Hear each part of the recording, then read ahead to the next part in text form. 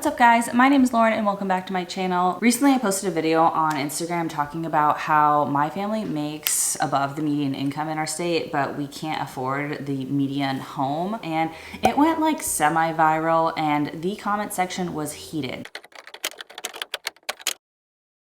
So I wanted to make a video just kind of like talking about what my point was with that video and then what some of the comments were, some of the common suggestions were, suggestions if you can call it that, and just kind of like talk about our housing situation in general. So if you're new here, my husband and I sold our house earlier this year and it was a condo actually. It was our first home. We bought it before we had kids. We bought it when we weren't working from home.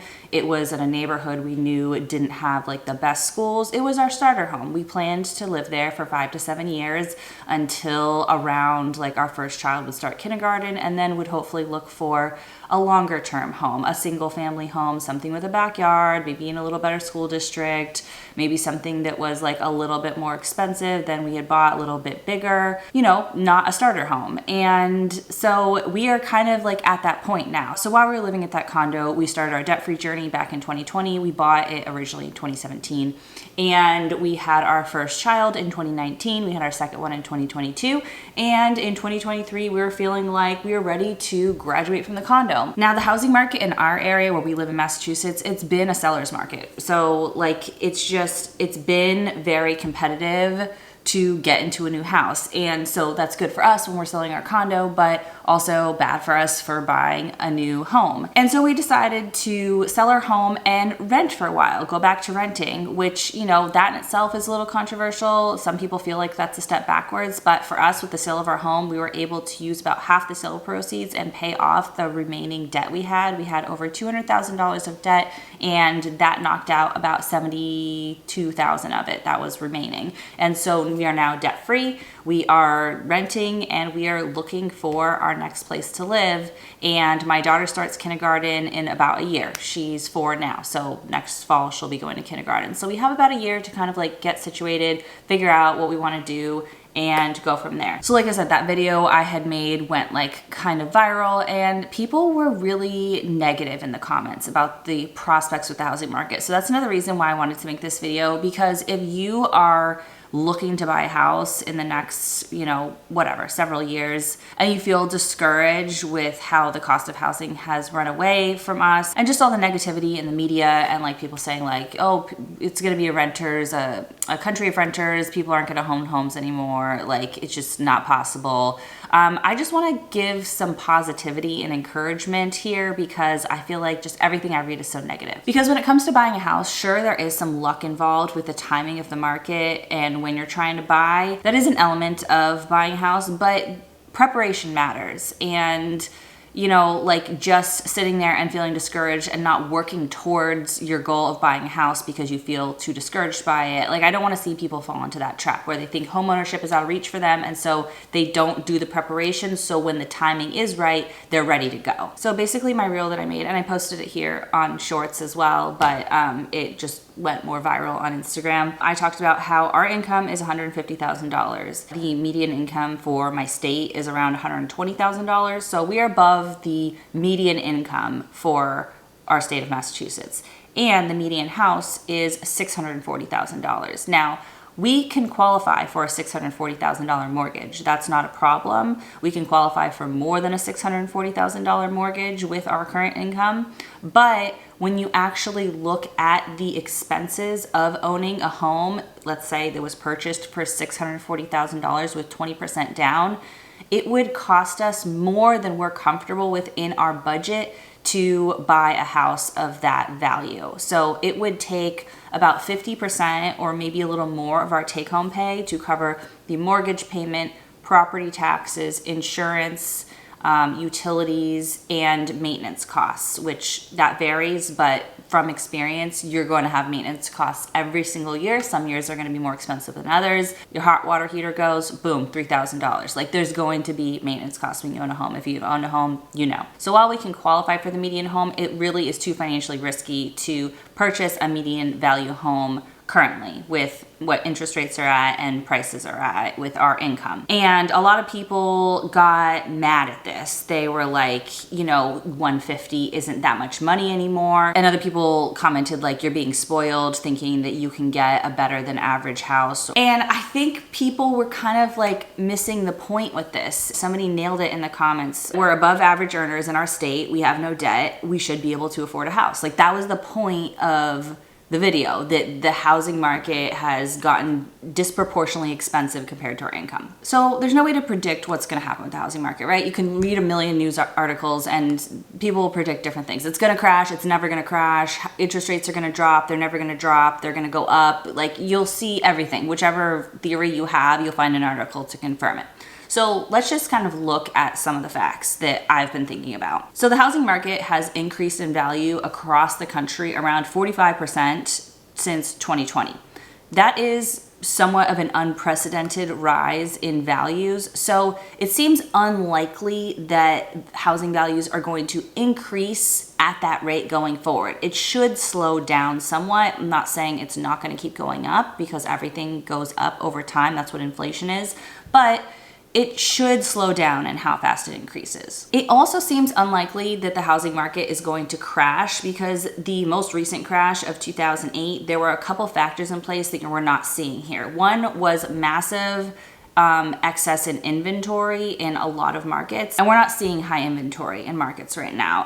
Like where I live in Massachusetts, we still have low inventory. I know some states the inventory is better and it's more of a buyer's market right now, but it's definitely not as common as it was in 2008. So that's another difference. The other thing is, in 2008, they were giving out a lot of adjustable rate mortgages, and the creditworthiness of the applicants for these mortgages was a lot lower, and that changed after the 2008 crash with the Dodd-Frank Act. The government put more stringent regulations on who could qualify for a mortgage and what the process was like. So with all that in mind, my prediction for the housing market, and obviously this is just my subjective opinion, we don't know, but the way I see it going is it's going to continue to rise, maybe a little faster than normal for the next few years, and it's going to continue to be a little bit unaffordable for most people.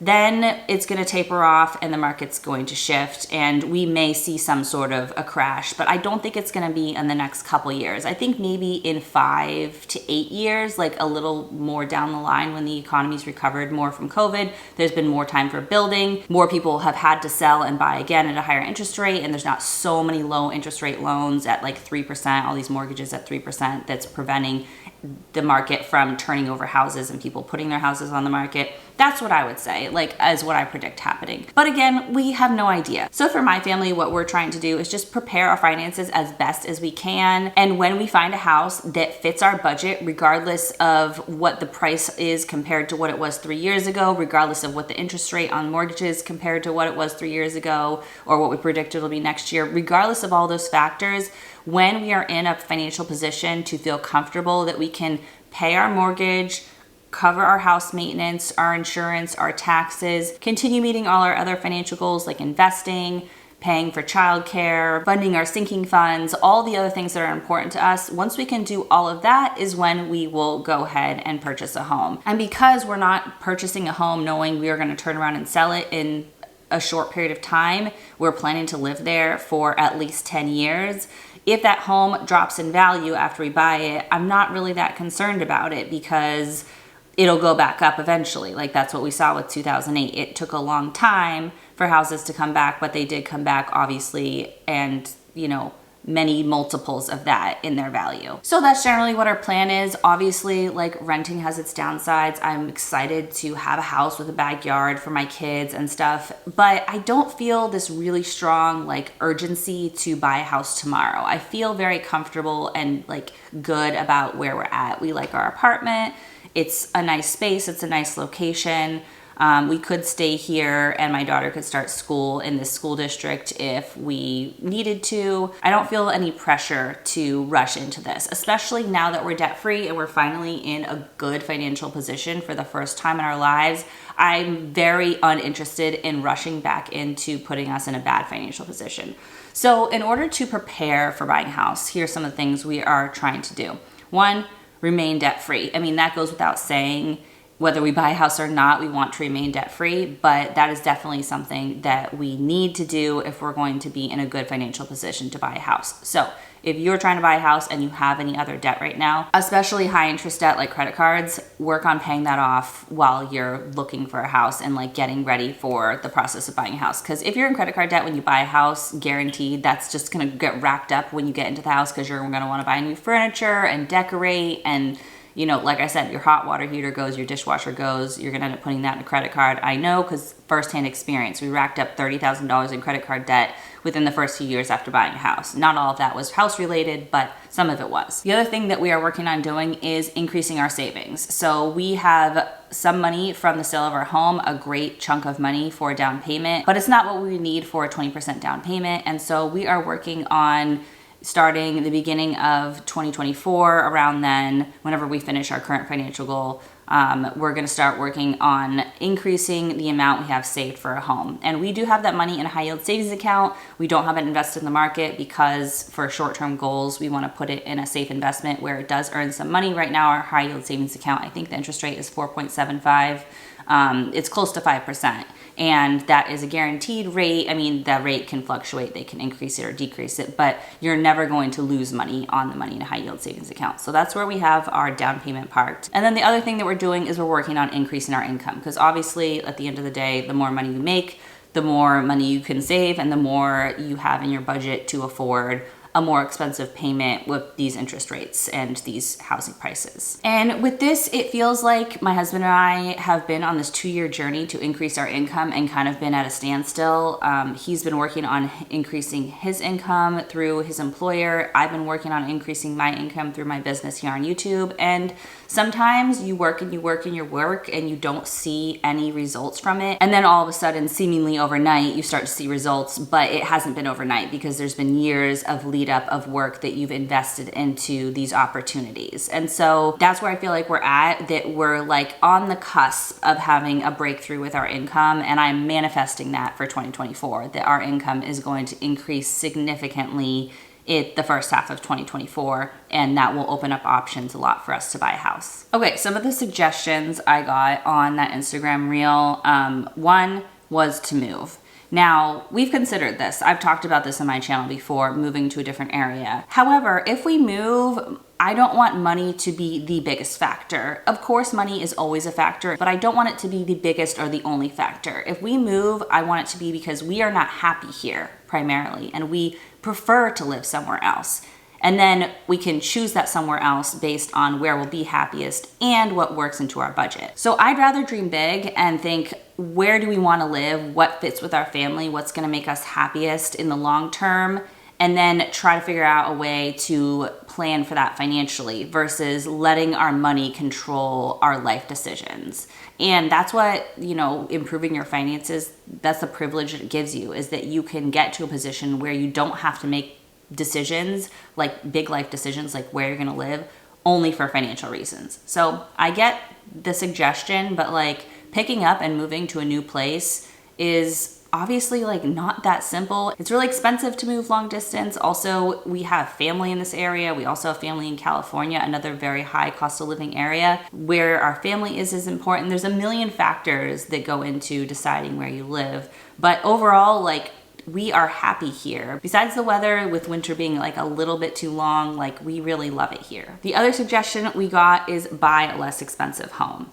Now, we've looked into this. We were in a less expensive home. And let me tell you, in Massachusetts, I know $600,000 sounds like a lot of money, but that doesn't get you a lot of house here. And part of the reason is there's a lot of good job opportunities here. You know, it's not just that houses are more expensive and you don't get any benefit from it. And we're not gonna get political in this video. The comment section on my video is very political, but I'll just say that I feel like we get the value that we are looking for by living here. So I'm willing to pay a higher price point in housing for the benefits we get in exchange for liking the place that we live. Just to give you an idea of what $600,000 would get us, you know, $640,000 is the median house.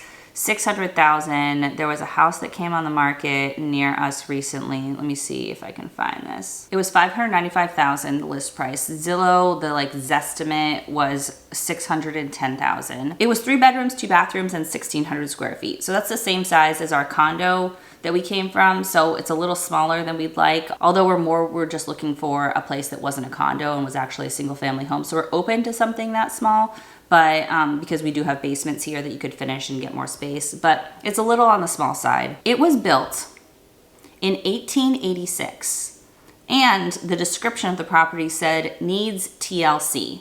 So I get that, like, yeah, I don't feel like we're entitled to a higher than average valued home in our state, but if we buy something less, like, I'm not spending $600,000 on a place that's the same size we just came from, that is in worse condition, that was built in the 1800s. Like, it's just not happening. So I think I've come to terms with the fact that we're gonna have to spend closer to the median or above to get what we're looking for a long-term home that we hopefully live in for 10 to 20 years. So overall, is the housing market right now more unaffordable than it has been in the past? Yes, it is kind of an unaffordable housing market right now. It's not a great market to buy into. My AC just kicked on, so sorry if you can hear that. I don't know if the mic's gonna pick it up. But yeah, so it would be nice if the timing of the market became more favorable at the time we were trying to buy a house, but that's not going to stop us from going forward with our life. I don't think it'll be unaffordable forever, and hopefully for some of us millennials, it'll line up so that we can get a great deal on a house and it will help us in our wealth building journey. So that is it for today's video. I hope you guys enjoyed the video. If you did, give it a big thumbs up and comment below and let me know, are you a homeowner? Are you looking to buy? What are your thoughts on housing and its affordability in your market right now? And I'll talk to you guys soon in my next video. Bye.